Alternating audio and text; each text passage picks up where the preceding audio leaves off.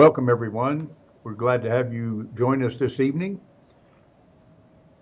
I'm Jerry Grizzle, the President and Superintendent of New Mexico Military Institute. Again, I want to thank you for joining. I also want to take just a minute to thank you for choosing New Mexico Military Institute as your educational alternative. We know you have choices, and we're very honored that you chose Nmmi as your educational alternative. For the new accepted cadets and parents, we want to say welcome. Welcome to the Nmmi family. Welcome to the Corps Cadets. If we have returning cadets on there, we want to say welcome back. We look forward to finishing the semester we didn't get to and seeing you back on the old post. I'd like to talk just a minute about some of the things we hope to accomplish this evening. First and foremost, we want to give you a complete briefing about the safety and health measures we've taken for all of our cadets and our staff and faculty regarding protection against COVID-19. Tonight, there'll be an opportunity for you to ask questions. If we haven't covered everything, we want to encourage you to do that. There'll be time at the end of our presentation for you to ask those questions, and we'll do our best to get you the answers. If there's something we simply can't answer this evening, we will get that answer to you later. I'd like to take just a minute and introduce the other members of the team that'll be helping me answer the questions this evening. The first one is Lieutenant Colonel John Graf. John is our Commandant of Cadets. In a civilian school setting, he would also have a dual title of Vice President of Student Activities. Next is our Chief Financial Officer and our Human Resources Director, Colonel Judy Sharma. Judy takes care of all of our human resource issues from our own personnel and then the financial aspects of the school. Next is our Academic Dean, our Chief Academic Officer. Again, in a private school, public school, he would be called the Provost. Brigadier General Doug Murray. Doug came to us from the Air Force Academy, where he also held the title of Dean of the Air Force Academy. Next is our Assistant Athletic Director, Randy Montoya. Randy comes to us as a native New Mexican, a coach. He's now one of our Assistant Athletic Directors, and he'll be talking to you about what's going on in the sports world this evening. And then finally, Chris Ward. Many of you have interfaced with Chris either face-to-face or over Zoom or other means of getting your applications, your acceptance in. And Chris will speak to you this evening about what we need to do to complete some of those processes. So again, I want to thank you for being here. I ask that if you give us opportunity to try to answer as many of these questions as we can up front. And then if we don't do that, please feel free at the end of this to ask questions. I apologize if I look down a little bit. I want to make sure that I cover all the material we've put aside to answer for you tonight. And then again, if we don't, we'll get you those answers. One of the first questions we always get asked is what to bring, what to pack. New cadets have really no clue what they're allowed to bring, what they're expected to bring. I direct you to, again, the Nmmi webpage, nmmi.edu. On the Commandant's tab, click on the Commandant's page. There is a tab called Required, Authorized, and Unauthorized and Issue Items. It's a pretty good list. It gives you an idea of what you will be issued here, what you can bring or not bring. There are a number of things that parents also want to know, such as what can I bring personally? Creature comfort items. Can I bring a car? Can I do these things? And since we have the Commandant of Cadets on, I'm going to ask Colonel John Graf to go over these items and a number of items that directly pertain to the cadets, what they can bring, rules about how to govern their actions while they're here. So Colonel Graf, would you try to answer those questions for us? Yes, sir. Thank you. And good evening, and thank you for joining us tonight. So on the first list there, as far as what is required, those are things that we really do need you to bring. They're things that your cadet is going to need for all their day-to-day activities. So things that are listed in the way of clothing or things like towels, shower shoes are absolutely essential. If it says that it is authorized, those are things that you can bring, but they're not required. Things like a small handheld vacuum cleaner or an iron, things of that nature are not necessarily required, but if you want to bring them, you may. Those are also items that may be difficult to bring on an aircraft if you're flying. So those are things that you may want to consider mailing before you depart. So if you want to mail certain items for your cadet to have when they arrive here, the mailroom is accepting those. Please make sure you put your cadet's full name, their ABT number that you received from the admissions office, and then the school address, 101 West College Boulevard, Roswell, New Mexico, 88201, and it will get to the mailroom. They do get quite a number of packages, so it may take a day or two before they get them. But again, those authorized items are things that are nice to have, but not necessarily required. For the unauthorized items, we'd ask you please to not bring those, as they're not allowed on the post. So those are the basics. If there are things that you'd like to bring, as the general said, that are creature comforts, for example, the cadets are going to have a cork board that's about the size of a sheet of notebook paper above their desk that they can use to hang personal items from. If you want to put pictures or personal notes or things of that nature, that's a great place to put those. Also a good place to write down and place your goals.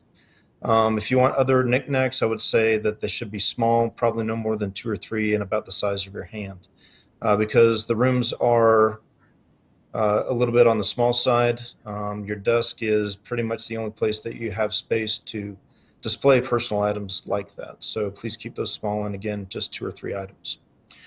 A few other things that the general mentioned. So some cadets are authorized to have a vehicle.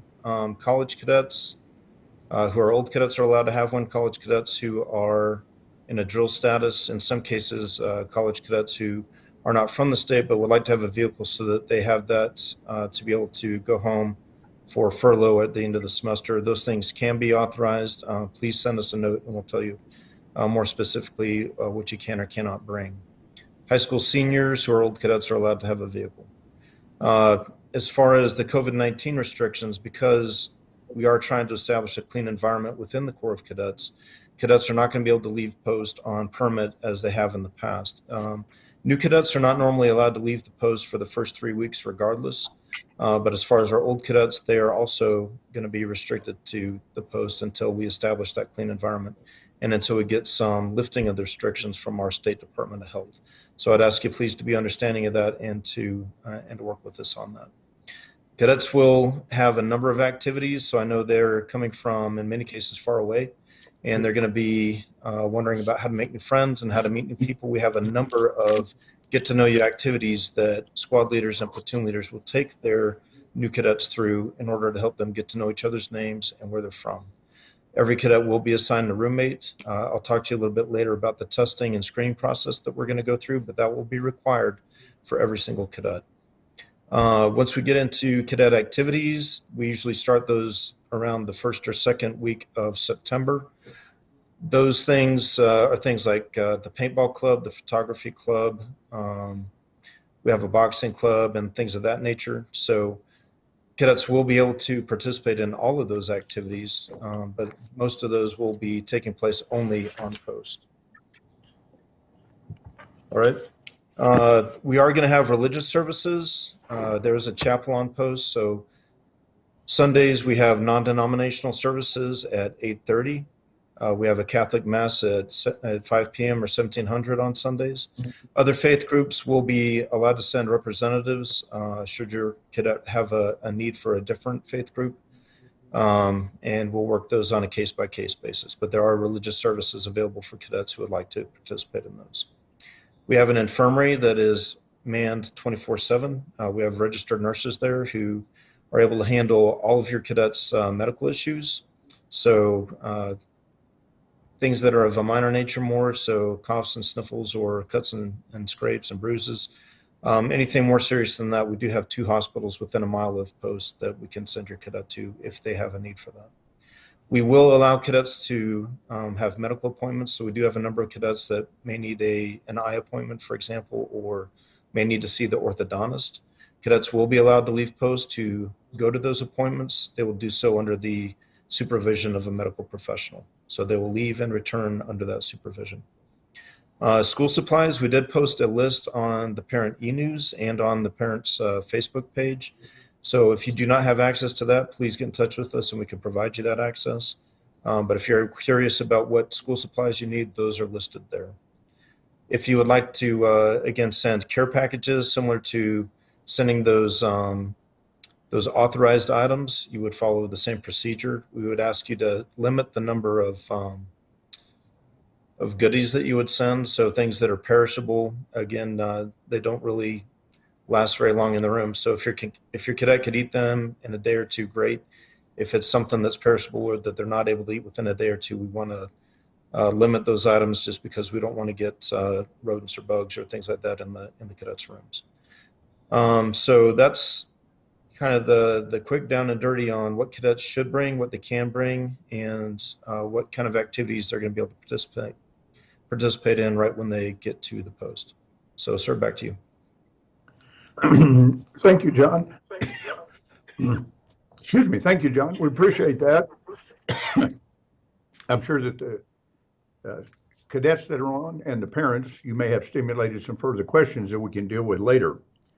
I'd like to look at some specific dates right now that are important, whether you're a high school cadet or a junior college cadet. If you look in the middle block, that what you see on the screen in August, the 5th is when our new junior college cadets will arrive and matriculate. That night, we will hold a parent orientation in Pearson Auditorium for all of the high school cadets whose last names begin with A through M. A through M, there will be a parent orientation. I'll talk about this a little bit more, but that'll be limited to 2 individuals with the cadet. One of those must be a parent or a legal guardian to sign for the proper paperwork as they matriculate. Then on the 6th, the second group of high school cadets will arrive, and they will have a parent orientation, and they will matriculate the next day, N through Z. So we will have 2 days of high school orientation and matriculation and parent orientations, 1 day for junior college.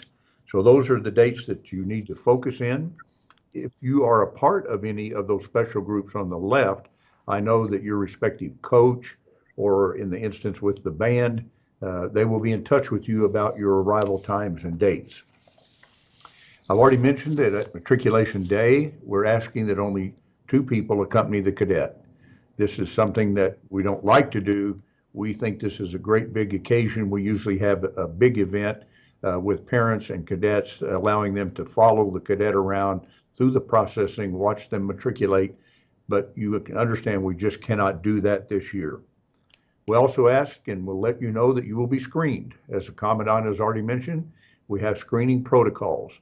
Your temperature will be tested, your pulse, your oxygen levels will be tested, and we ask that everyone bring their own mask, including the new cadets. After you're matriculated and you are part of the Corps, we will be issuing you masks that we will use while we're inside the Corps proper and inside our facilities proper. But that night, when you are here to matriculate, we ask that you bring your own mask, both parents and the cadet. I mentioned we'll pass along a lot of information in those 2 nights for parents. It's information that, again, just like this, is geared to bring you up to speed with things that you'll need to know for the year. For instance, we talk a lot about social media, the impact of social media. We have a social media policy here. I'll talk to you about the role parents can play in helping us with social media. It's very important. That afternoon, during the matriculation time of your cadet, there will be 2 meetings that you'll need to attend, one with the Commandant and one with the academic dean, where they will go over, again, specific issues pertinent to you and your cadet. You'll learn phone numbers, you'll learn TLA's names, etc., and that'll all take place on the actual day of matriculation while your cadet is moving around station to station. I'll also tell you, and it's not to be done in a punitive way, but there is a point where we need to separate you. The cadets have things to do. They will need to go to check out their clothing, get assigned their room, meet their squad leader. Those are the things they'll be doing while you're in those meetings with the Commandant and the academic dean. So please understand the separation is very much needed. It's not intended to be done in a punitive way. It's to be done to accomplish all the things that have to be accomplished. The next series of questions we think that you may have that we'd like to talk about is what happens if you can't be here at matriculation day, the assigned time and day? What if there's a travel delay? What if you have other reasons? And then how will that in turn feed into the way that we have structured the semester from an academic standpoint?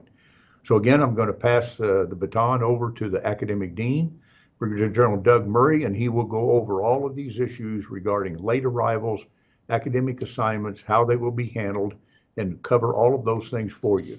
General Murray? Thank you very much, sir. Appreciate that. And welcome again, everyone. On behalf of the entire faculty here and our staff, we are ready to greet you. We are ready to educate you. We are ready to learn from you because this is a family of learning, a family that's striving for improving the learning and education of all of our students. And it's a shared learning. What I want to briefly talk to, in addition to what General Grizzle just mentioned, is to just give you a brief, very overview of what has not changed from previous years, and for the students that are returning, what you saw and experienced in the years you were here. So we'll talk about what has not changed, and then we'll say a few words about what has changed. Now, if we're talking about what has not changed, in terms of academics, the learning mission has been and will be the least impacted this coming semester. The quality of our education that's been recognized. We had a question earlier about our accreditation and how our programs are recognized outside this institution. And my remarks are primarily for the new cadets and the parents. We're highly respected and we highly regarded. Our students are going to the best universities and postgraduate education programs. Our accreditors, both at the high school level and at the junior college, is at the highest it can possibly be. Interestingly, for all of you, you'll have a part in demonstrating the quality of what you are learning because this year we will be accredited by the Higher Learning Commission, which accredits over 1,000 colleges and universities in 16 states. All those things which you read about from speaking of to the new students and their parents, that you read about that encouraged you and brought you here to the school remain the same. The classroom instruction, the advising, the counseling, the tutoring, night study hall, which is a favorite of the cadets, but particularly of the moms, that will continue. We'll continue to prepare our graduates for that next level of learning. And we can go into any details in the Q&A. And as General Griswold so rightly points out, the Commandant and I have set aside a time during matriculation to go into those specifics. I would like to make a special note to the new students' parents. We want you to know that we feel it's a privilege to have your son and daughter at this institution. And we also feel it's a privilege to encourage you to continue to engage in the learning of your son and daughter. We recognize it doesn't start here and it doesn't end here. I like to talk about the learning triad. That's the student, that's our faculty, and that's you. Those things have not changed. They make us what we are. Well, what's new? Two main areas that are brand new. First of all, the academic calendar. Unlike previous years where our program terminated in late December, just before Christmas, final exams and graduations. This year, we've changed our calendar. And if you had a chance to look at it, and it's the dates that we sent out to you, our year will end on the 25th of November. That is the day before Thanksgiving. Final exams will be completed. We'll have a graduation, an actual graduation, and we're also planning a virtual graduation at that time. The second major change, or something that is new, is that there will be two cohorts, or if you would, categories of cadets, something that we have not had before.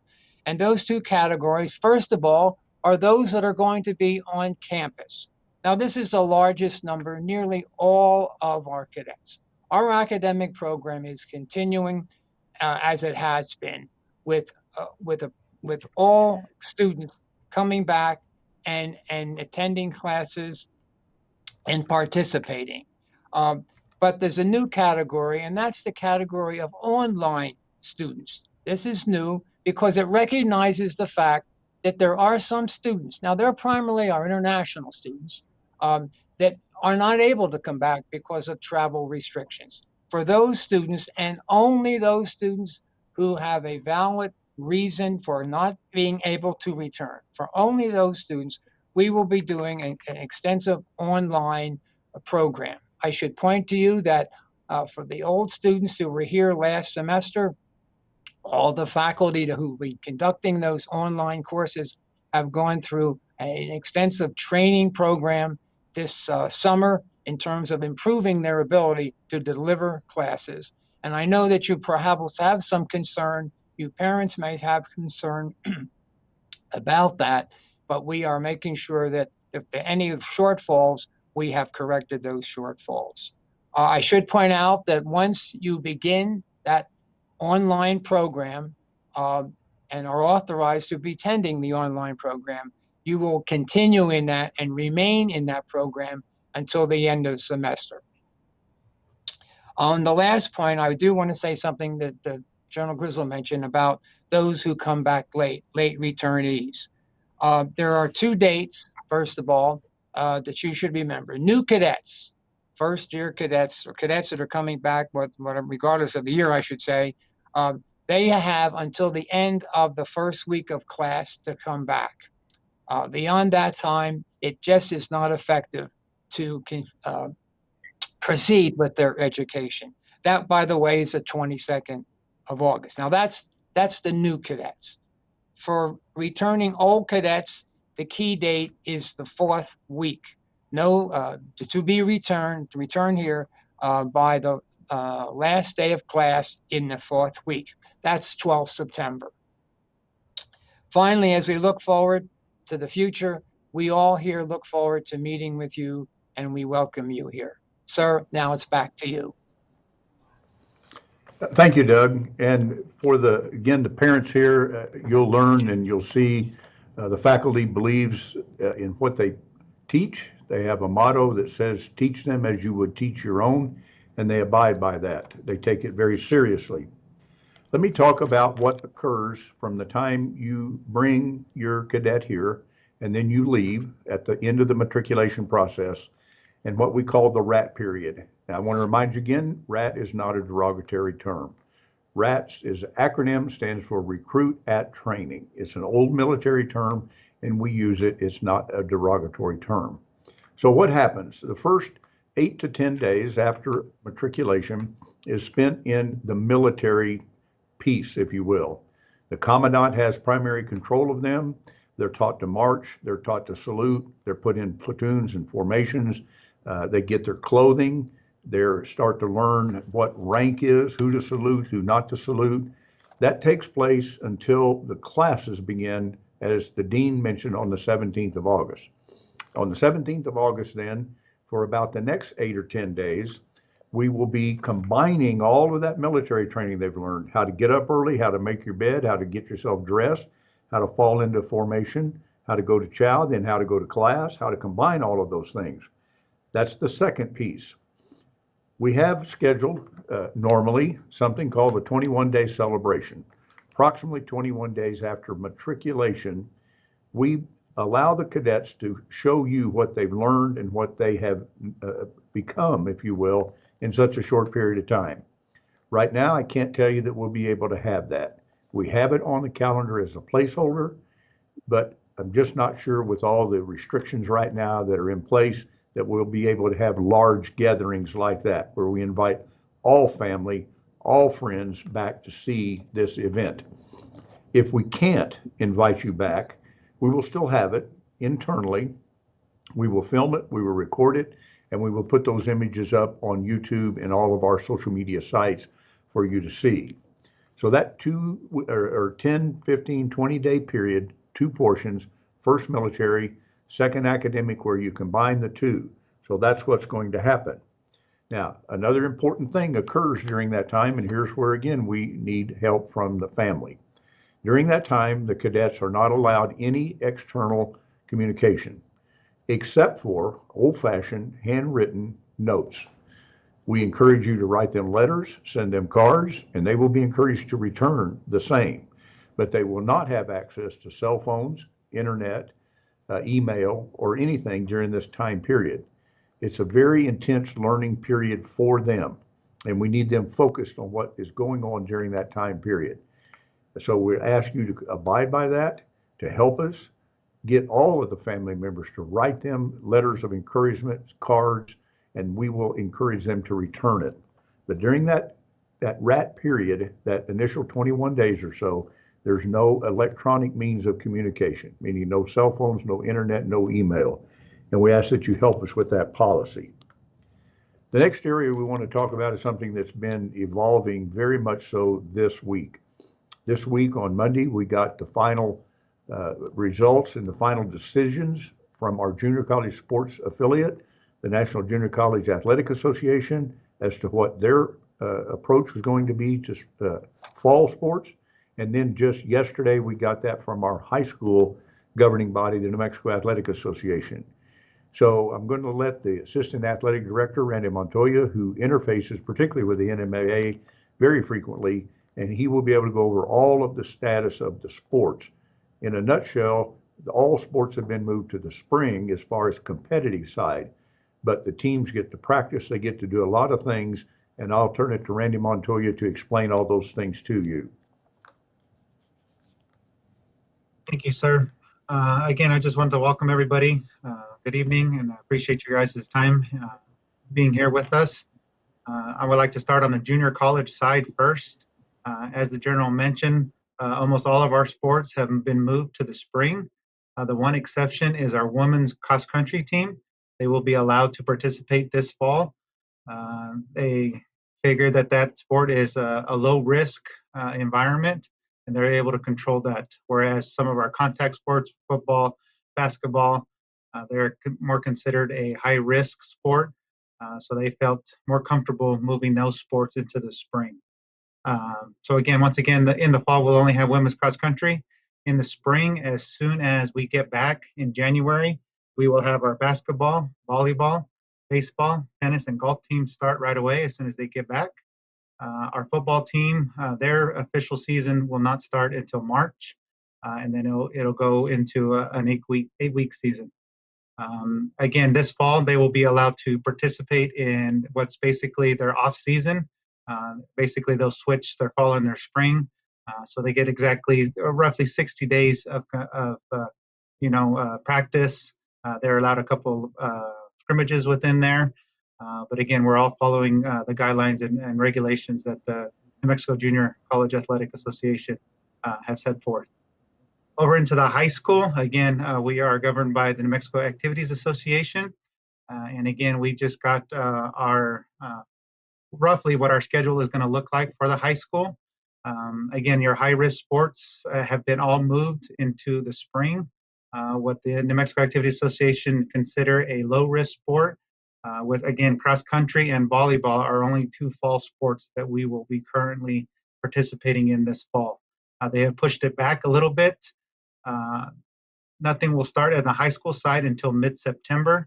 That includes any kind of off-season programs that we will be getting further guidance and regulations once the New Mexico Activities Association has deemed those possible, and of course our governor involved in making those decisions.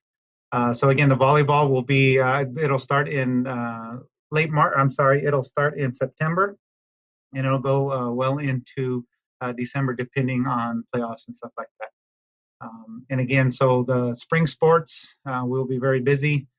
The soccer and the football, baseball, tennis, golf, track. We have a lot of opportunities for your young son or daughter to be able to participate in a high school level.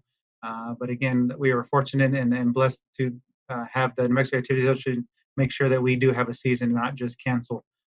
Again, what happened this past spring was very unfortunate, but thank goodness we're able to try to squeeze in a season for everybody that we have here on campus.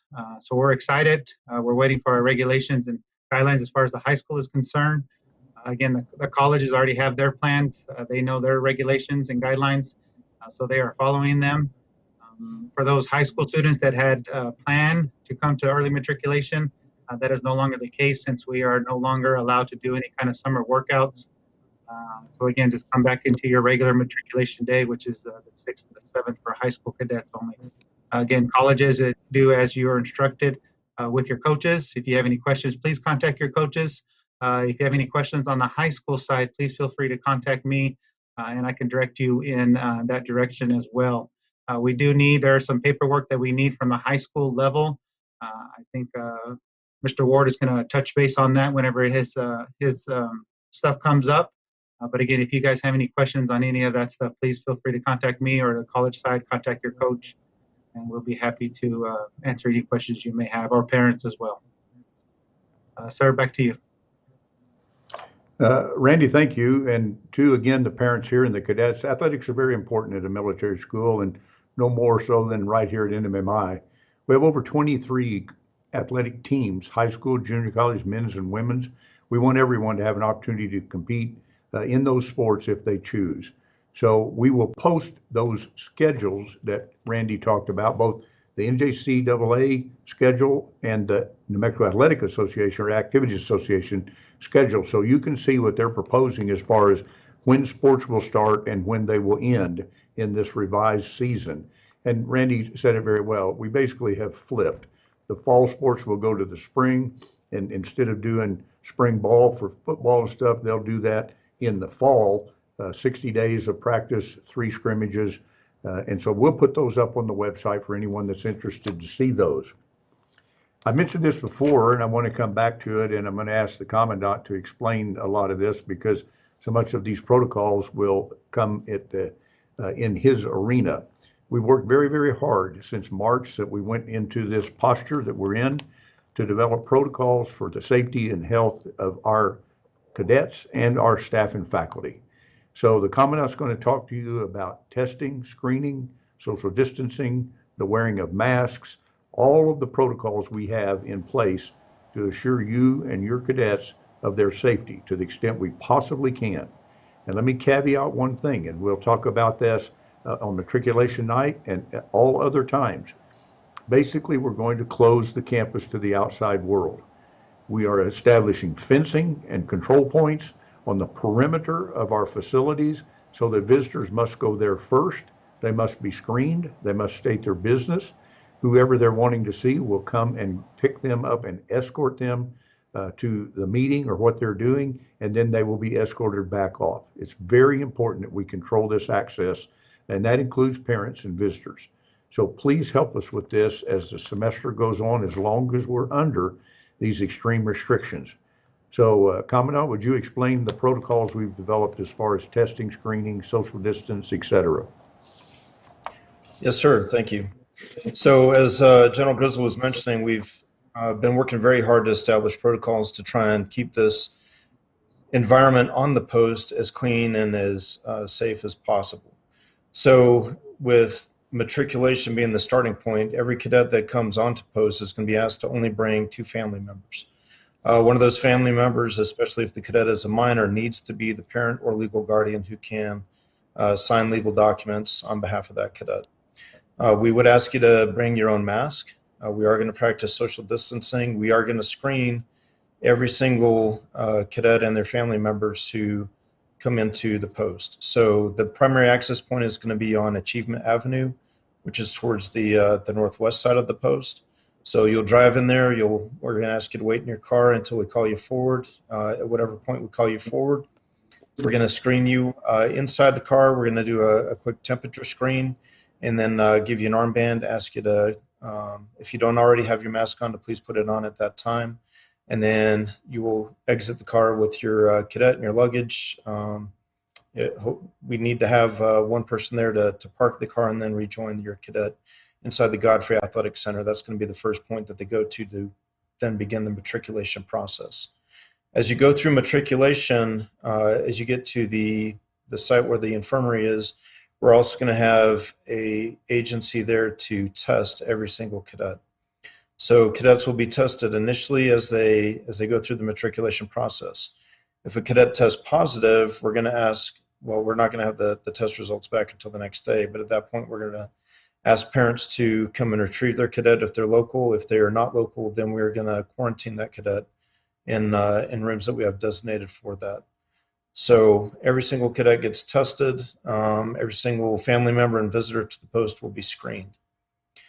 As you go through the matriculation process, we're going to ask you to wear your mask the entire day. We're going to ask you to maintain social distancing between the family groups. So family members will not have to social distance, but family groups should be at least 6 feet apart as you go through the process. As you reach the point where cadets are going to need to separate from you to then complete their process, the dean and I, as the superintendent mentioned, will brief you on everything else that's going to be taking place for the rest of the day for your cadet. And your cadets are going to be taken through the rest of the process to get their uniforms, to get the issued masks that we're going to provide to them for the next few weeks, and then move on to the training that we're going to give them. The training is a very integral part of what we do at the Institute. So your cadets are going to be placed into a troop. Every troop has anywhere from 60 to 70 cadets in it. Every troop has a troop leadership advisor, or a TLA, who is your primary liaison to the Institute. So when you come to that parents orientation briefing, we're going to give you the names of all the TLAs, their email addresses, and their phone numbers. They are the people that you primarily contact if your cadet is having any kind of issue that has to do with life support or with their well-being. If you have a question on the academic side, then they're going to have an academic advisor who can talk to you about how they're doing in class and what's going on with homework assignments and things of that nature. But for everything on the life support side, your TLA is your primary contact. TLAs are going to be able to get a hold of your cadet if you have an emergency. TLAs are going to be the people that you call if you need to, for example, come and visit your cadet. As the general was saying, we are going to close the post to all visitors. So if you need to make an appointment, we're going to ask you to call the TLA. The TLA will then meet you and arrange for you to be screened and then escort you to see your cadet. For the items that we were talking about earlier, if you're not able to pack everything for your cadet, please mail it to them. If there are items that you realize as you get onto post and you're going through matriculation that you realize you may have forgotten, or that you think you need something that's extra, then you'll be able to go out and purchase that item at Target or Walmart or a place like that here in Roswell, and then you can bring it back and you can give it to the TLA, and the TLA will get that to your cadet. So just very quickly, as we get into the matriculation process, after matriculation and going into training, all the cadets are going to wear masks, all the staff and faculty are going to be wearing masks, and everybody's going to be socially distanced. At about the 4-day mark, after all cadets are on post, we're going to do a second round of testing. So that first round of testing tells us if there's an issue right when the cadet gets to the post.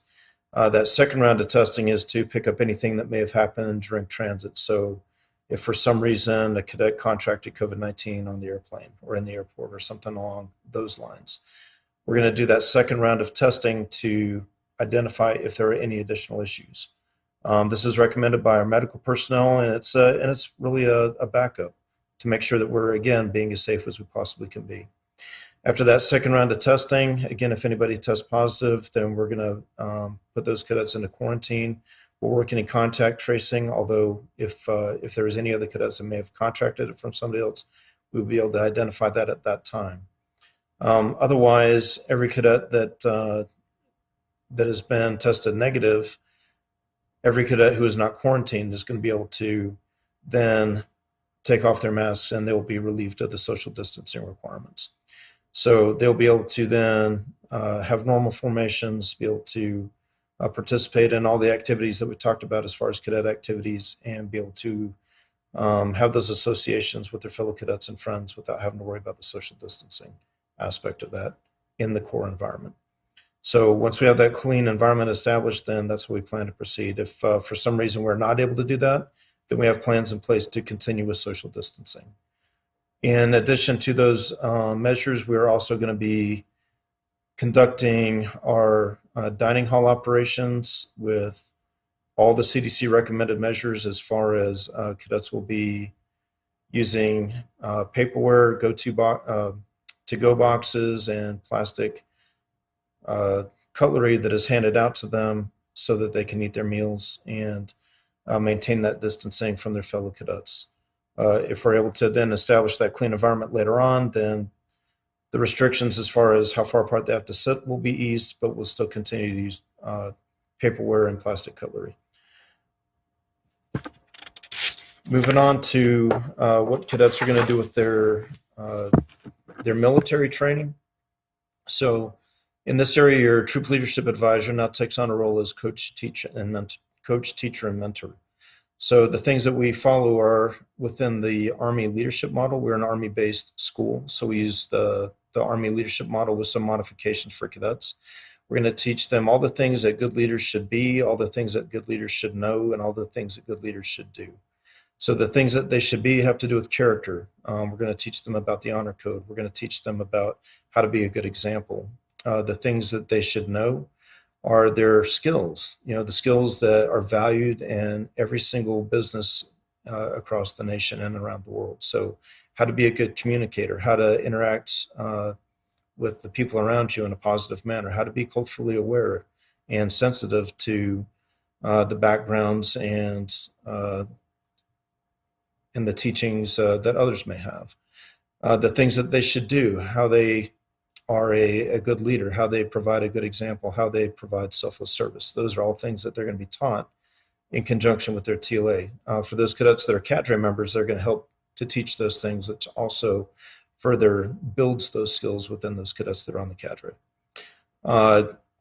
As far as ongoing procedures for COVID-19, again, we're not going to allow cadets to leave campus. Once we have that clean environment established, they're going to be restricted to campus and to the post. So while a cadet may be able to bring a car, the cars are all going to be locked up unless a cadet needs that for an emergency furlough, for example, or if they're in the National Guard or the Army Reserves and they need to leave for drill, then they'll be able to retrieve their vehicle to go to those activities. We are going to have bulk scanners that are set up in the sally ports so that every time the cadets pass through there, that scanner with AI is going to be able to look at them and say, okay, is everybody still within the parameters of not having a fever or not having one of these symptoms that may pop up as a result of somebody contracting COVID-19? So if that happens, then we'll pull that cadet aside and give them additional screening to determine what's going on with that cadet. There are still going to be the standard issues that we have with the flu or cadets getting colds and things of that nature. So again, that additional screening is going to help us identify if there's another issue going on that they need to see the infirmary for, or if we need to get another medical professional involved. The COVID testing is of no cost to you. That comes through your health insurance and other measures that the state of New Mexico has set up to provide for that regular testing. If a cadet does need to leave post to, for example, for an emergency furlough, when they come back, they are going to be placed into quarantine and given those tests initially, and then again 4 days later to make sure that they test negative before they are able to rejoin the rest of the Corps. So we are following all those CDC guidelines on testing, for screening, for cleaning. There are going to be sanitation stations set up all over post. That's around the barracks. It's on the stoops. It'll be in the academic areas and in Les Call, for example, basically anywhere that you would think that you would need to have it. It'll be at all the entrances to Bates Dining Hall so that all cadets can sanitize their hands before they go in to eat their meals. So those are all going to be in place. There is not going to be any changes to the laundry. Laundry is going to be available immediately as soon as cadets get here. For old cadets, they'll be able to use the cadet laundromat. And we are going to encourage them to, again, still use that on a regular basis. We are going to issue every cadet 4 masks. So these are reusable masks. They are able to be used for 2 days before they have to go out to be cleaned. We're going to be monitoring that to make sure that they rotate through those every 2 days and that they keep those clean and, again, keep them sanitary and that we're following all those protocols as directed by the CDC. As far as being able to go off campus, I think we've already talked about that. Mainly medical appointments would be the primary reason for a cadet to go off campus. As you heard the athletic, as Colonel Montoya said, there's really not going to be many activities for athletics. So the primary reasons to leave would be something for a medical appointment or for an emergency furlough. If a cadet does need supplies, they can order those through Amazon, Walmart, Target, or any of those stores all deliver. They will still be able to order from Domino's if they would like to do that. So not so much the new cadets, they're restricted from that for the first few weeks. but the old cadets will be able to place orders through Domino's or any other restaurants that provide delivery service, as they all have to follow the COVID-19 restrictions as directed by the Department of Health. That's all I have for right now, and pending any questions, I'll be happy to answer those. Sir, back to you. Thank you, John. And just a quick summary, everybody pick up on the key points. Every cadet will be tested a minimum of twice when they initially get here, and then after an incubation period, we'll test again to make sure they're still okay. If you picked up on what the Commandant was saying, we will be doing almost perpetual screening. These cameras he mentioned, anytime you walk in front of it, it's going to register your heat signature and let us know if you're outside those parameters. We have 7 other devices positioned around the campus that will actually take a shot at your tear ducts and again give us an accurate temperature reading.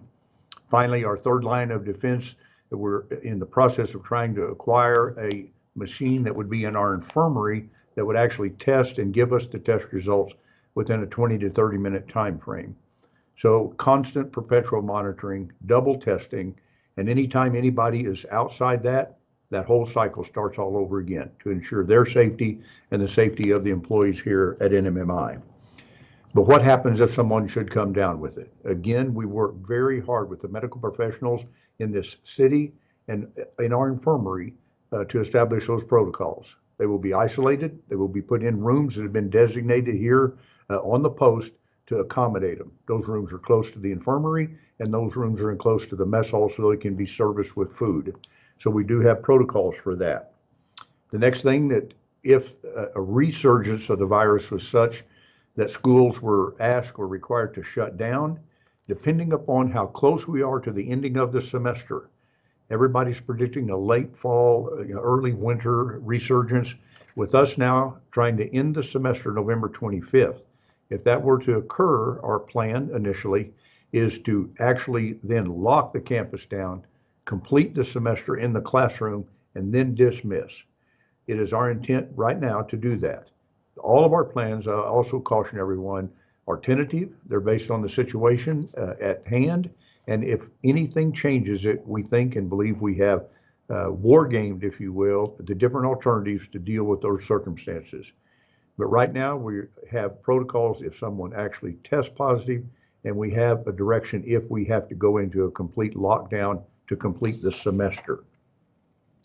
A couple of other things I want to talk about before I get the last 2 speakers we have, and that is kind of the Commandant alluded to, it's going to be very busy. We're trying to create this clean environment, but also because we've eliminated the Thanksgiving break and some of the other times, there's not going to be any time that the cadets could leave on a weekend and try to go home and come back, particularly if that meant flying.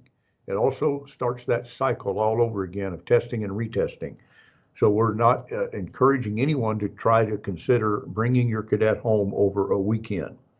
If we have that rapid school closure, and we do actually have to dismiss school, and we cannot keep everyone here to complete the semester, we would do the same thing we did in March. We would accommodate everyone, help them get their flights or their travel arrangements up until the point that they're all gone. At one point, we were down to 43 students. We got that down to 7, and we finally were able to place everyone on travel arrangements to get home. So if that should happen, we'll take care of your cadet until we can return them to you. And I think that's very important for you to understand. 2 last people before we open it up for questions. First is Lieutenant Colonel Chris Ward, Director of Admissions. As I said, I think many of you have visited with him either in face or by telecommunication. He wants to go over some additional documents and things that we need to finish your processing and make sure you get off to a good start. Then when he finishes, he's going to bring on Colonel Judy Sharma to talk about some of the areas in her expertise and in her responsibility, and that's the financial aspects of the school. So Chris, would you take your part, please? Thank you, sir. Good evening, everybody. Again, excited to have you all on board. Looking forward to getting you all on post. Can't wait to see everybody. Real quick, just from the admissions side of the house, I know that our staff has been in constant contact with you leading up to everything. They're going to stay in contact with you as we move forward. Just a couple of points of emphasis for us as we get closer to matriculation so that we can streamline stuff. Please get those documents submitted if you have anything withstanding. If you've got a conditional acceptance, that's great. If you haven't received your final acceptance letter, we still have some documents that we need to process, and it's going to streamline that matriculation process. So those documents could be final transcripts, your physical form, immunizations, or your insurance card. As Lieutenant Colonel Montoya mentioned earlier, there's also the Nmma or NMAA physical packet that they need if you're going to participate in athletics on the high school level. So all of that stuff you can send into admissions. If something happens and you have to bring it with you when you matriculate, that's okay. It just will speed everything up if we can get that in on the front end. The caveat with that, we know that some of you are struggling to get final transcripts, get in to get a physical. Don't panic. Please keep us in the loop, but everybody, senior staff on down, we are tracking, and we do know that some of you are having challenges that are getting that. So please let us know. Again, we're excited to see you all. I know that the staff has been in contact with you.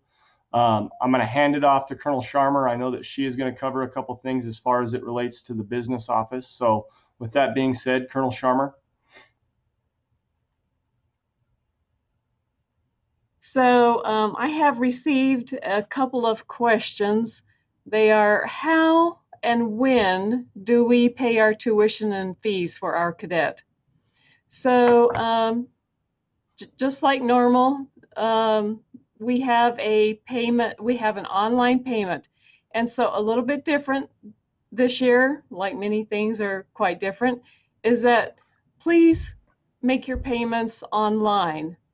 And the question as to when, please make those before you arrive here for matriculation.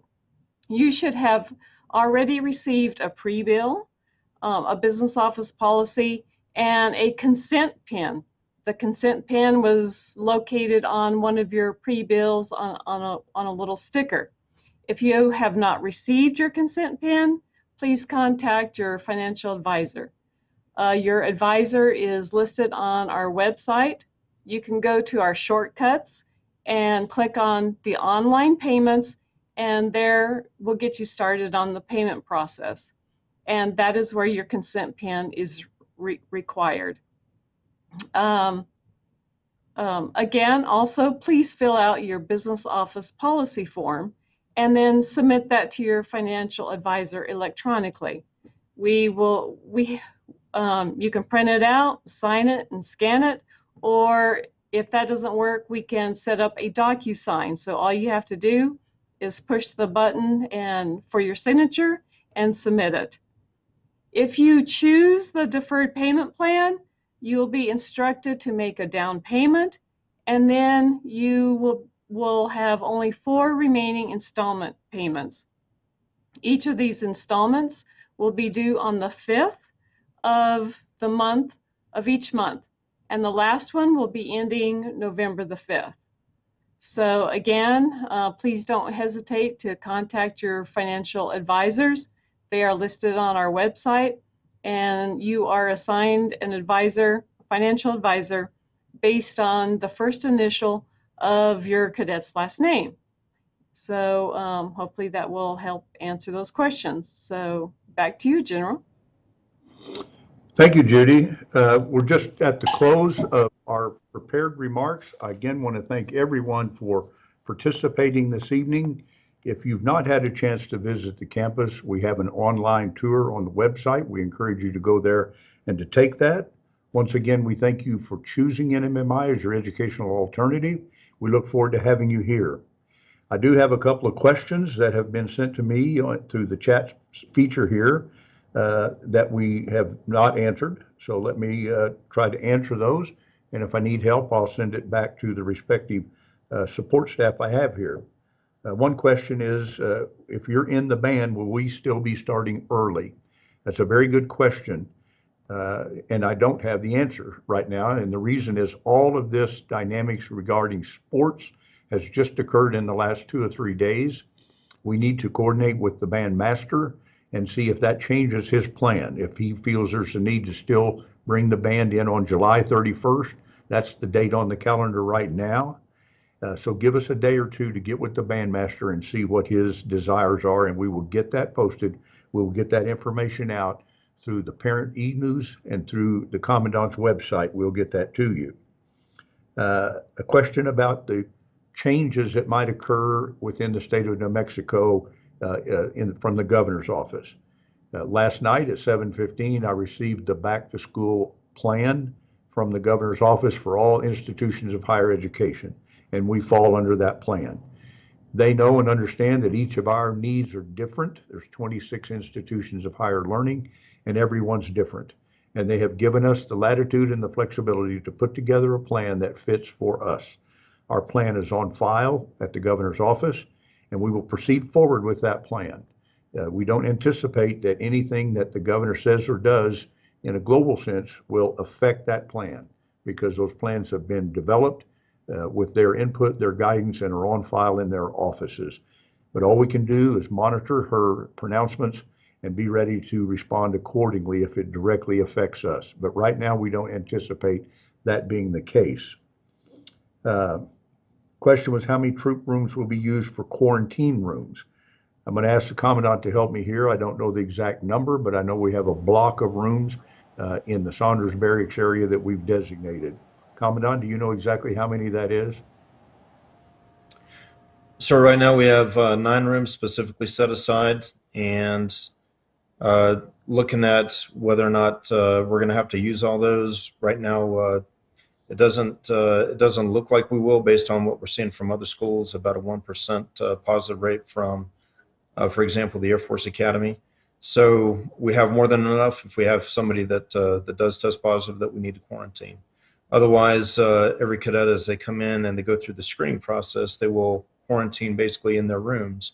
But we're going to ask that they do the social distancing and those sort of things, because they will have had that initial test to tell us that whether they're positive or negative, and then we'll proceed from that point.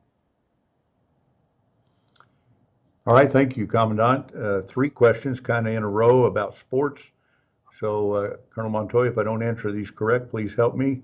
Will practice still be happening even though the meets and championships have been canceled? Is there still cross country for college? And what does it look like for new cadets wanting to do sports? Yes, cross country for college is allowed. It will go on as normally scheduled. For us, we have women's cross country at the junior college level. For cadets wanting to get into sports, we encourage that here, particularly at the high school level. We have a no-cut policy. We want you to be out there. We want you to be in a competitive sport. Now, it's still based on athletic ability, but no one is cut from the team. Everyone has a participation and be able to be part of a team. The practices, again, when you see that schedule I talked about, particularly for the NJCAA, the junior college piece, it specifically states how many practices, how many scrimmages, when they can begin and when they can end. So I encourage you to look at that. If it's not already up, we will have it posted on the website. So athletics, as I said, is important. Chris, a question about scholarships, financial aid that's available. How can they access that? How can they find out if they're eligible for any additional financial aid or scholarships? Conditional acceptance, you will automatically be screened through the scholarship committee. If you haven't reached out to financial aid to figure out what your scholarship package looks like, you can call into the admissions office, work with your counselor, and we'll get you in contact with them so you can see what your scholarship package looks like. If you're going to need more aid or you would like to see if there's more available, let us know. Ask. A couple of things that you'll have to do for the college students. Financial aid is going to want you to fill out the FAFSA. And then on the high school side, the FAFSA does not apply, but there is another form that they'll want you to fill out on the high school side. If you've done that, they're going to screen you and run you through everything and see what kind of dollars are available to you. Thank you, Chris. Another question. If you're a break-in service student, so this is a former cadet, break-in service means they were here, they left for a semester or for some reason, and they're returning to finish their education. Can you come early? The answer is absolutely. Old cadets, if you're on the call this evening, we encourage you to come early because you'll be able to start that screening testing process and be molded into the Corps faster once that process has occurred. So if you're an old cadet, we encourage you to come early, not wait till those last couple of days. Question again for the Commandant. Will I have the same mailbox as I had last year? So for just a point of clarification there, we would like cadets, old cadets, to come back a little bit early. If you're on cadre course, then we would like you to be here on the 23rd. If you're not part of cadre, then we'd like you to get here that week of the 10th. So on the 10th, 11th, or 12th, any of those days would be great, so we can do that 4-day training or that 4-day testing before classes start. If you do show up on Saturday or Sunday, plan on being quarantined for the first 4 days of your academic week until we're able to do that follow-on testing. If you're going to have the same mailbox, you will not. You'll be assigned a mailbox by the mailroom as you come in. For new cadets, we're going to give you a postcard to mail home and tell your parents what your mailbox number is. For old cadets, if we have to move those around, then we will, but you'll be given that as you matriculate. Thank you, sir.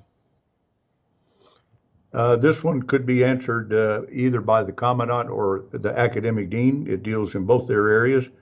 How will we handle social distancing in regard to marching, meals, and in the classroom? So on the Commandant side, during the RAP training, cadets are going to be basically moved around in a squad size element. They're going to have to social distance, so there'll be double arm interval. So for the cadre, they're going to put their squad at double arm interval, and then they'll move around as they need to. Once we are able to establish the clean environment, then we'll move back to moving in platoon formations and doing regular drill and ceremony and those kind of things. But it's all dependent on being able to establish the clean environment. Dean Murray for the classroom. Yes, thank you. As far as the classroom, we will be following social distancing in all of our classes. Thank you both. A question from someone who is coming from another military school asks, once the restrictions are lifted, hopefully they will they be allowed to have what they are referred to as a town pass? Commandant? So yes, sir. Yes, sir. Thank you. We are waiting basically on the restrictions from the State Department of Health to be relaxed before we're able to do that. So it's completely contingent on directives from the governor and whatever those other requirements are. So for right now in town, for example, you're required to wear a mask. You're not able to go to eat in a dine-in establishment. It's to go only. So as long as those procedures remain in effect, you will not be able to go out into town. So we call that a permit. You will not be able to take a permit. Once those restrictions are eased, then we'll consider those measures that again allow us to maintain the clean environment here on post.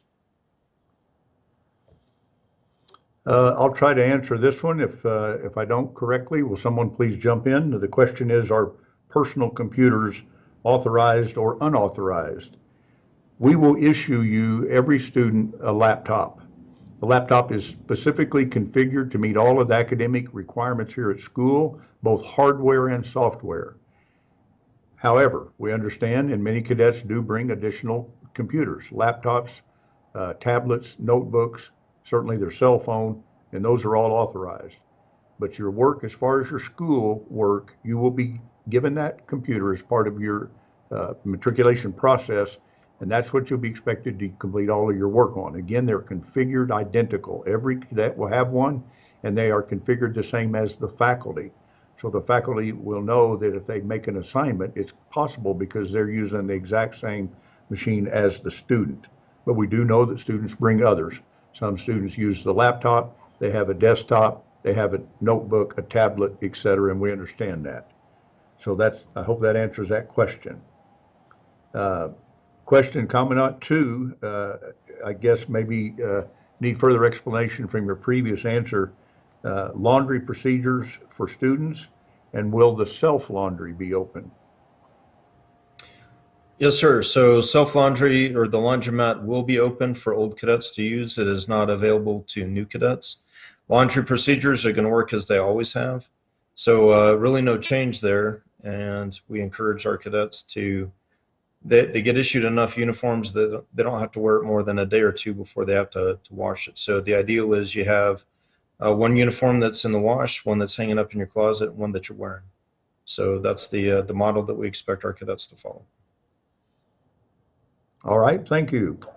General Murray, question regarding school supplies. The question that says in quotations, per class, how many classes will a freshman in high school have? We will maintain the current requirements in terms of freshman classes. Our normal class load in terms of solids, which are their English and math and so forth, is 5.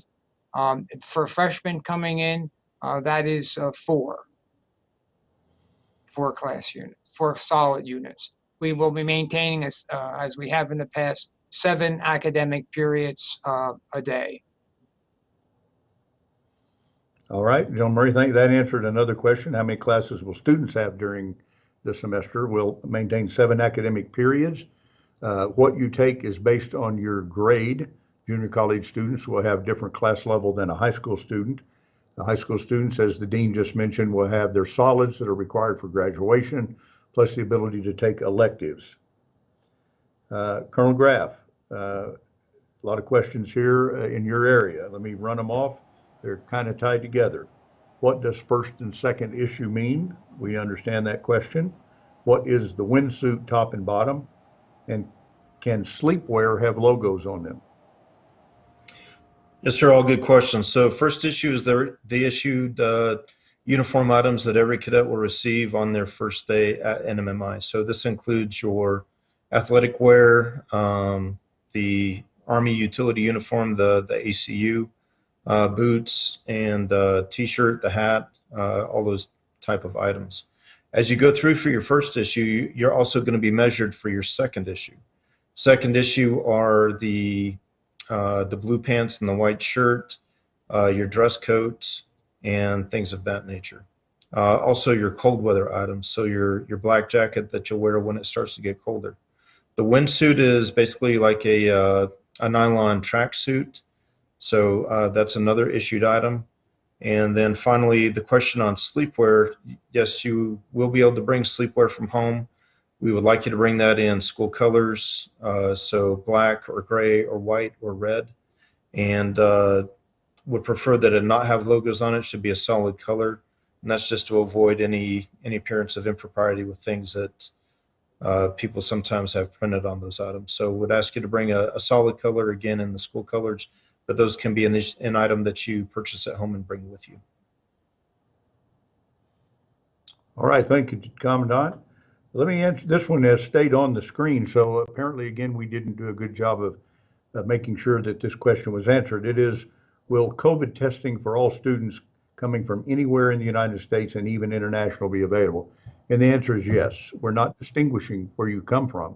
Every student, international, domestic, will be tested immediately upon arrival.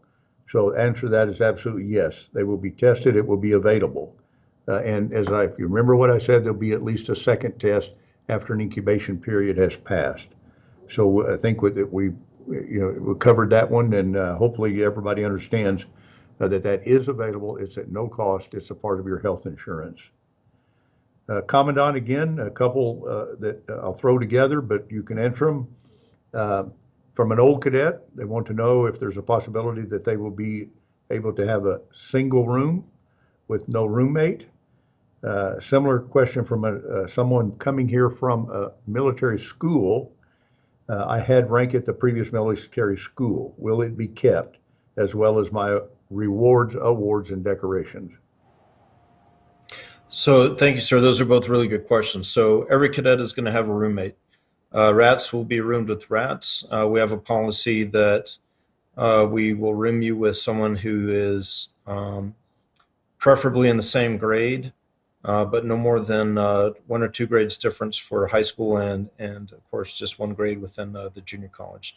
So a junior college freshman could be roomed with a junior college sophomore if they're both rats, for example. A high school freshman will preferably be roomed with a high school freshman rat, although they may be roomed with a sophomore. So we try to keep everybody with people within their same age group and their same class, whether they're a rat or an old cadet. As far as cadets coming from other military schools, we appreciate that you've had some great experiences there, and we look forward to seeing you carry those on here at Nmmi. Initially, we are not going to provide you with rank because everybody who has rank in the Corps of Cadets has to compete for and be boarded for those positions. It's a competitive process. So we're going to give you a 9-week acclimation period. After that first 9 weeks, assuming that everything's going well with your grades, with your deportment, you'll be eligible to compete with everybody else for any positions that open up. As far as your awards, if those are junior ROTC awards, then you have to get approval from the senior Army instructor in the junior ROTC program to be able to wear those awards. So you will coordinate that with them once you arrive. Thanks, sir. Oh, you bet. Thank you. I'll take this one. The question is, my son matriculates on the 6th, Thursday. Will he stay at school that same day? So we know how long to prepare our stay in Roswell. The answer is yes. If he matriculates on Thursday, you would need to come in on Wednesday. You would attend the parent orientation on Wednesday night. Thursday during the day, you and your son would matriculate. At the end of that day, at the end of the matriculation process for that day, you will be required to leave. And that would be the same whether we were dealing with COVID or not. That's what we do. You would be required to leave. It may be late enough in the day that you can't leave Roswell unless you're driving. But to answer your question, you would come in on Wednesday the 5th, participate in parent orientation that evening, all day long, Thursday matriculation. Yes, your cadet stays in his room that first night, and parents and support group leave. General Murray, it says, when will junior college cadets be able to choose their classes? Well, they should have pre-scout. The new cadets, new junior class, freshmen in junior college, will have advisors when they arrive, and during that time, they'll have a chance to complete their schedules, working with an advisor in terms of the fall semester. Good question. All right. Commandant, you're popular with questions here. What do the bathrooms and showers look like? How many cadets share them? And then a different one, but still in your area, Commandant, what does joining the color guard look like for new cadets? Well, let me take the first one, sir. As far as the sink rooms or the latrines, we have one latrine on every floor, or stoop as we call them here, and in every troop. So you'll have about 6 cadet rooms that share a latrine. So within there, you've got a sink, you've got 3 shower stalls, and up to 3 commodes. So we've never had an issue with overcrowding. Sometimes you have to schedule the time that you go in there, but there's always plenty of time to be able to take care of business. To be able to join the color guard is a competitive process. You have to try out. We'd love to have you on there. It's a very competitive team. Same with Gauss Rifles. Gauss Rifles is our military drill team, and quite a proud tradition here at Nmmi, and a very competitive process, again, to be a member of that team and to showcase your abilities for the Institute. So we'd love to see you try out for one or both.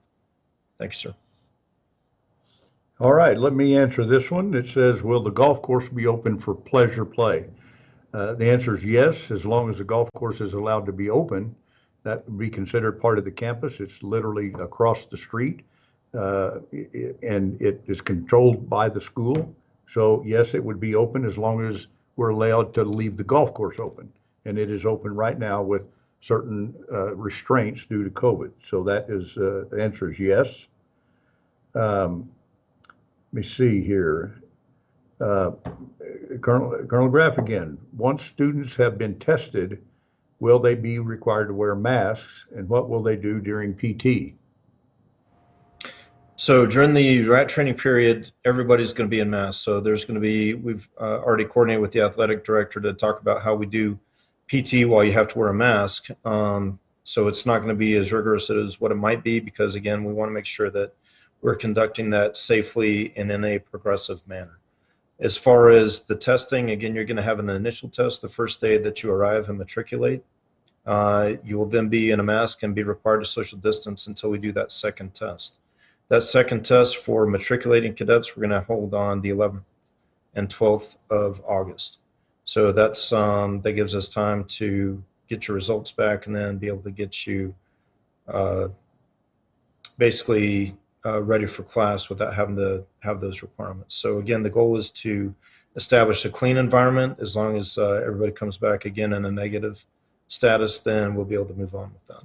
So a lot of it depends on you all. A lot of it depends on how well everybody's able to maintain those initial requirements and then to be able to maintain that clean environment.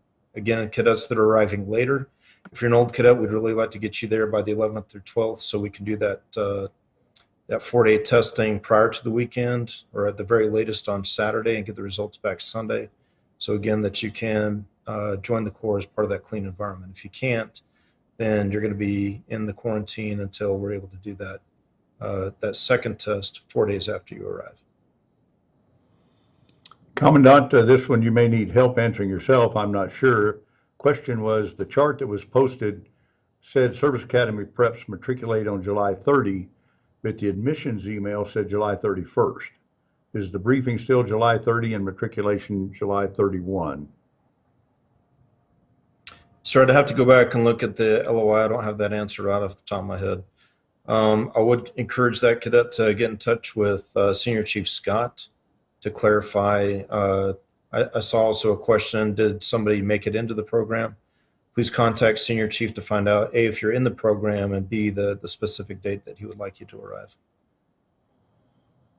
One more for you, Commandant, and then I'll try to close out the last couple of questions myself, and that is, will I be able to become a student chaplain due to the COVID situation?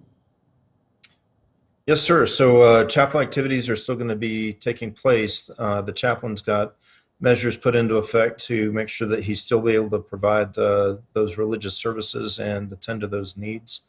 We are not going to be able to have members of the public participate in those services as we have in the past, again, in order to maintain the clean environment.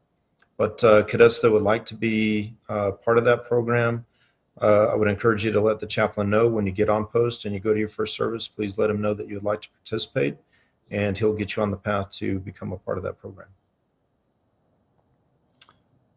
Thanks, John. 3 quick questions that I'll try to answer myself, and then we can continue. I want to thank everyone for staying with us. We've been on close to an hour and 20 minutes, and we'll continue to answer these questions. We've about narrowed them down to 3 or 4 here. In the interest of time, I'll quickly answer them. If I miss something, any of the staff help me out here. Questions: how many school clubs do you have, and what clubs will continue throughout the semester? We call them cadet activities. We generally have upwards of 30. A cadet activity is something that a group of cadets have an interest in, and they get a sponsor, and they form a club. It could be flying an airplane, it could be scuba diving, it could be drama club, it could be chess club. We have a very active paintball club. We have our own paintball course. Generally, as many as 100 cadets participate in that. What we do is after the first few weeks, there'll be a time period where all of the different clubs will set up a table. The cadets can go by, pick up activity information, and determine if they'd like to join those clubs. The next one is, can we sign documents in advance? Absolutely. You can e-sign, as Colonel Sharma said. You can look in the parent packet and go through there, and there are many documents you can pre-sign and have those here on file before you get here, which will certainly speed up the matriculation process. My son will my son be able to train for driving? That is not a service we provide, but we have had parents and students contract with local services to make that happen. We simply don't know if that's available right now. I don't know, Commandant, if you know if those are even available right now, but typically when we have something like that, we just facilitate making that happen and then accommodate the student to get to the instruction. Let's see. How many new cadets are we expecting on matriculation day? Well, it's a little different question because some of the new students are members of athletic teams, the band, the preps, and they'll be coming in at various times. Again, I'm going to ask Chris to help me, but we're expecting somewhere close to 400 newly accepted cadets, I believe is the last number I saw. Is that correct, Chris? Yes, sir.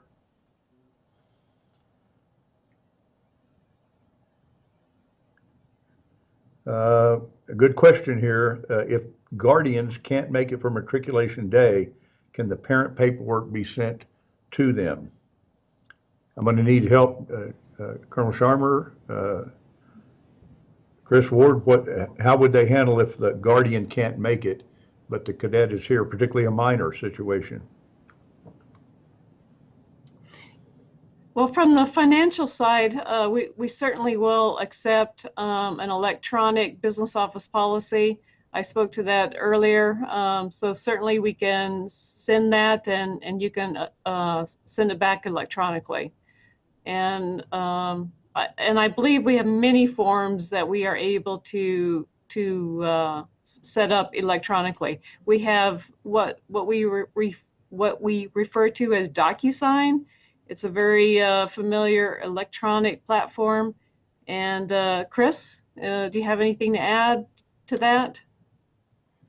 Yeah, I think the only other alternative is, I mean, you can give, signature authority or power of attorney if somebody is going to accompany that minor cadet to post, if need be.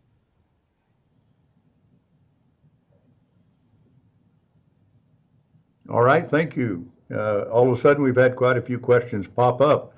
We don't mind staying to answer these if you'll stay with us.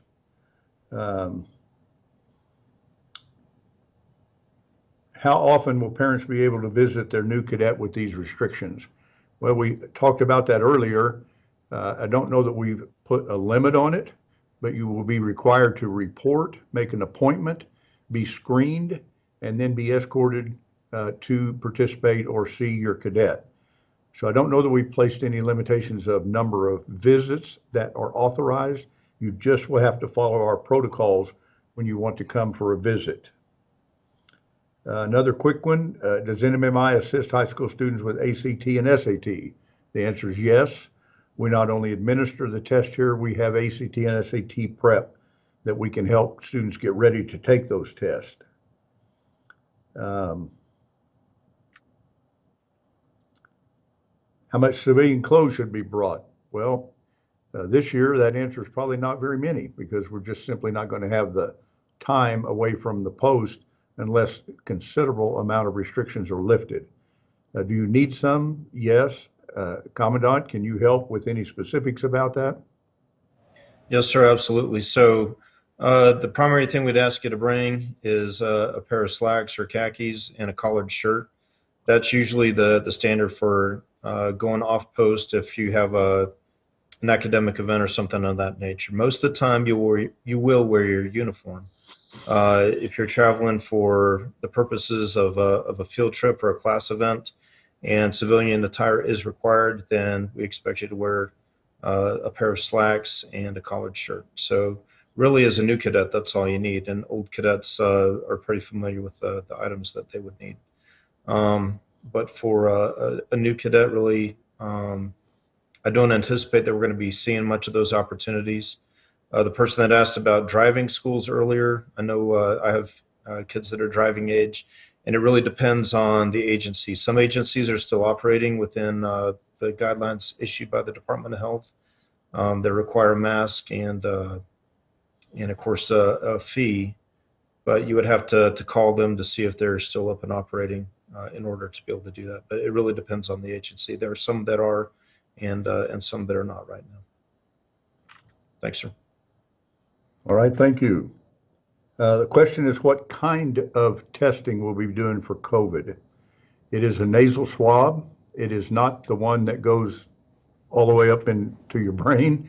It only is about an inch into your nose on each side. We've already been tested. It is not a very invasive problem. And then it's with just nasal swab. And that's what we'll be doing when everyone is tested here. So it's not the old influenza type, if you've ever had that they really go way up in your nasal passage. What happens if a cadet tests positive? We've already said we have protocols in place. We will isolate them.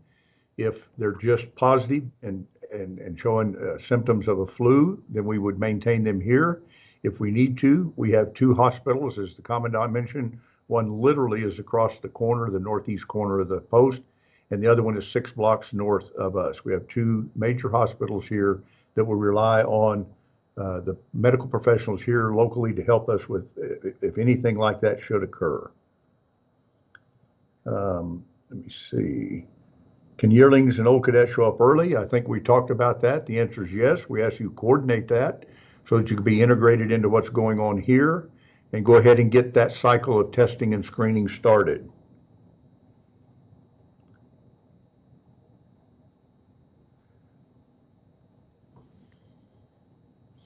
Does NMMI have to have our reopening plan approved by the governor?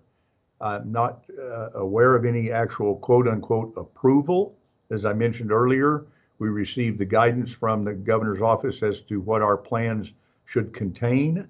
She also gave every one of the institutions the ability to adopt a plan that is indicative of their needs, which we've done. And our plans are on file with the governor's office, the higher education office, and even with our federal congressional delegation. Congresswoman Torres Small has a copy of our plan. I'm not aware that it requires any formal or official approval by the governor's office. Can cadets, new cadets, arrive in the spring? The answer is yes. We always have a midterm, we call it, infusion of cadets, and that will be the same this year. Come January, we know that we'll have cadets who come to school at that time.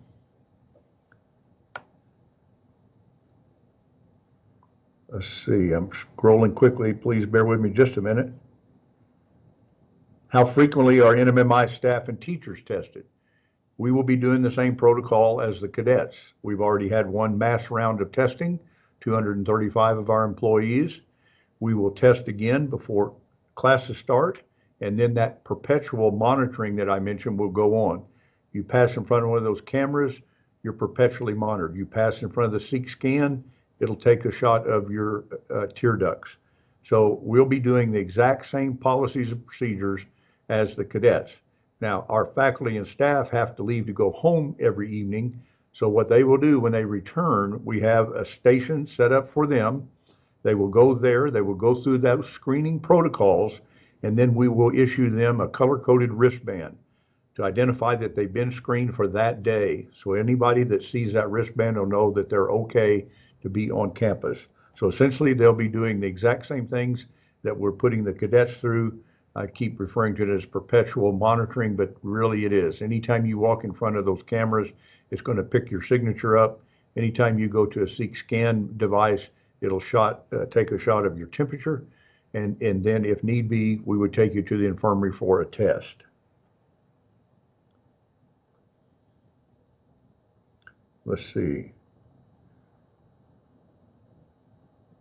Is there a mandatory 14-day quarantine for cadets arriving via air travel? And actually, everyone is going to go into this testing, screening, monitoring phase. It doesn't matter how you get here, travel or drive. We're not making any distinction again between domestic or international and how you arrive.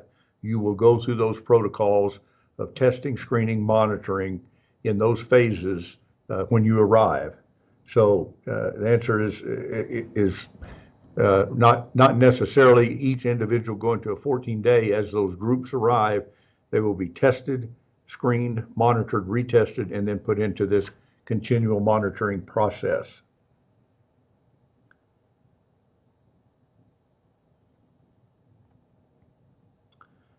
Commandant, here's a good one for you. How long do you have to keep your rat haircut? Oh, that rat haircut goes until the 10-week mark, sir. So, for the first 10 weeks, after that 10 weeks are up, then we allow for some additional growth. All right, thank you, Colonel Sharma. we had a refund due to us. Do we have to visit the business office when we attend cadre arrival on the 23rd? Well, actually, if you could make arrangements prior to arriving for your matriculation at that point.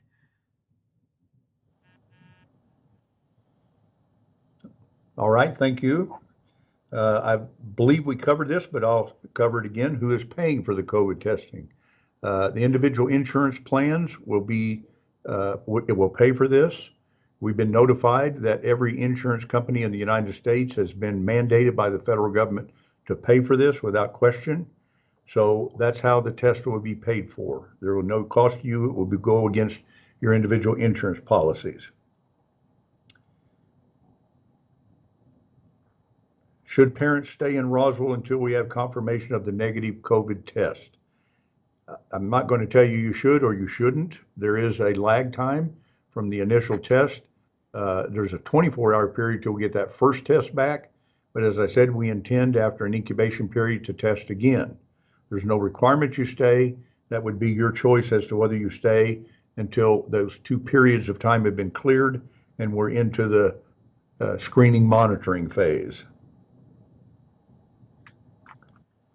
Are we allowed to have logos on our sleepwear? I believe the commandant covered that. We talked about sports clubs. There's 30 to 32 sports clubs and activities. Is there a limit? Not really, but you'll see that it's very hard to be involved in very many activities. They're very intense. They're in addition to all other activities here. So there's not really, I don't believe, commandant, a limit other than just what you physically can participate in and maintain your academics. Yes, sir. It's pretty common for many cadets to sign up for 2 or 3 different activities. Some of them, like the ski club, for example, it's again going to be dependent on whether or not the resorts are open. But that's a club that takes 2 or 3 trips a year. So you could absolutely be part of that and still be part of the paintball club that has activities every week.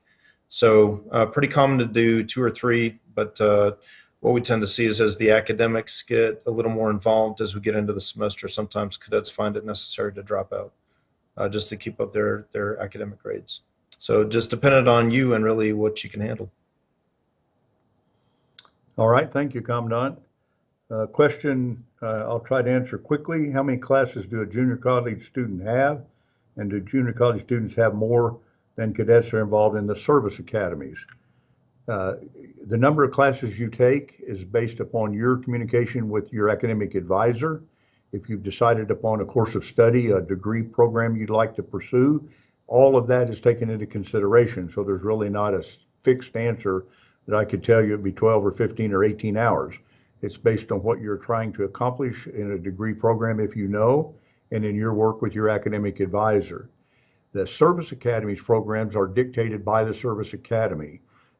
Academic Dean Jonah Murray works with his counterpart at those 5 service academies to develop a course of structure, and each one's different. Each service academy has a little bit different course of study they'd like those preps to achieve, and that is very different than the regular student body.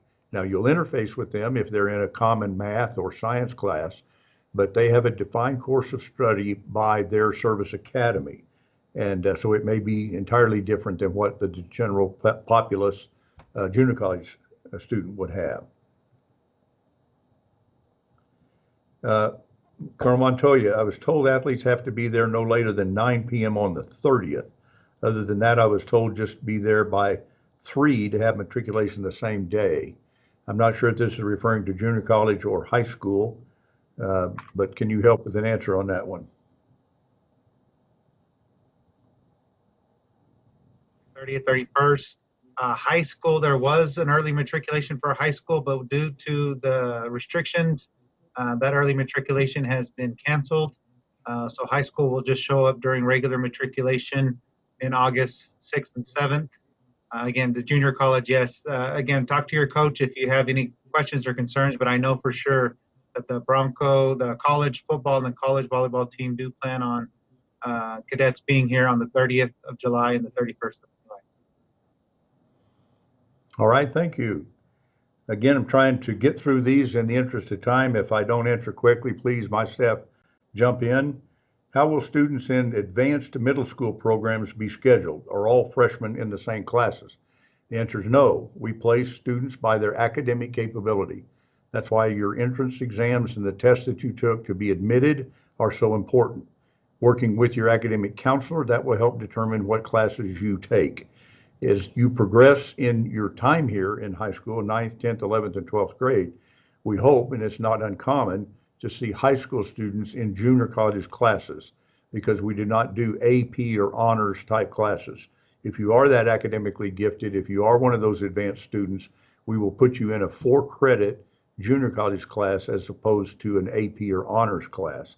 But it's all based on the individual student and their academic capability to excel in the classroom. We would never put someone in a situation that we didn't believe they were successful, but at the same time, we'll put them in challenging academic programs.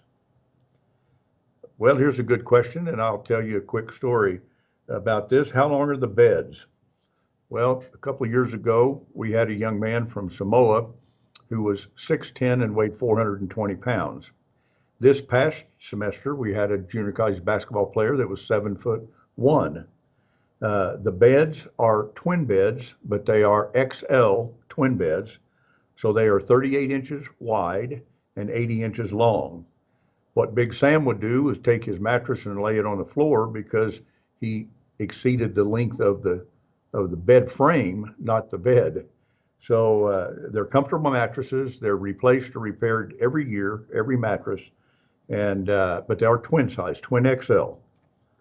2 last quick questions. Will my RAT student have access to parent communication if he gets quarantined? Absolutely. All things changed if that occurrence should happen. The students would be moved into an area isolated. Parents would be notified. Communication would be allowed. No questions asked. Finally, another one, I'm not sure who the proper one, Colonel Graf, you can start. If anybody else has other suggestions, the question is, how much money should I bring to school? Well, we'd encourage you to just bring a limited amount of cash. You do have a personal locker that you can put your valuables and your money in. It's about 8 inches wide. But again, would strongly encourage you to bring an ATM card or something of that nature. And how much you need is going to really be dependent on how many supplies you're able to bring. So the Cadet store has all the essentials that you would need for school supplies or personal hygiene. So I would say probably no more than $100 to start out with. If you need more, then I would recommend that you consider bringing an ATM card or something of that nature that you can use for those items.